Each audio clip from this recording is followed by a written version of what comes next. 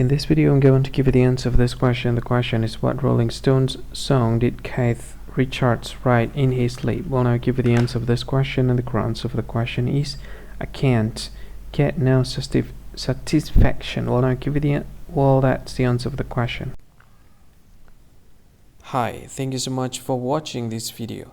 If you find this video is very useful, you can help this channel to grow by subscribing this channel.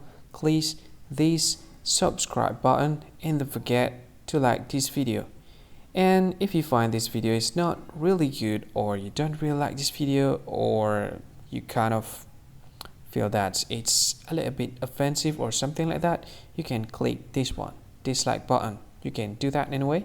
And if you want to share this video with your friend, you can share it by clicking this share button, and you can share it to any social media that you wish that is currently available at this time, like Facebook, Twitter, LinkedIn, and many others, right?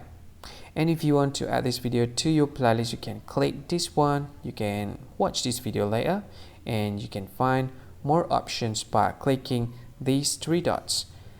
And yeah, don't forget to subscribe. I think that's all of it. Thank you so much for watching this video, and see you again in another video. Bye bye. See you again.